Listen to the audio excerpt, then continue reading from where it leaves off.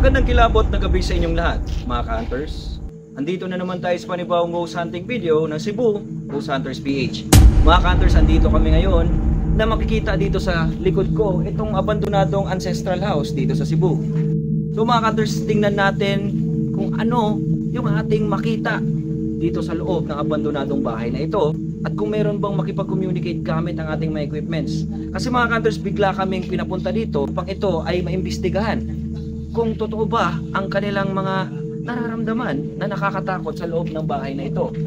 So wag na natin patagalin pa mga ka-hunters. Ako si Ka-Hunter LG at ito ang Cebu Ghost Hunters PH.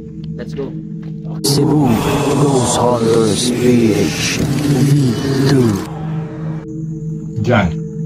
Okay. Sir Jan, ano po kayo dito sa bahay na to, Sir Jan? Sa ancestral house na to?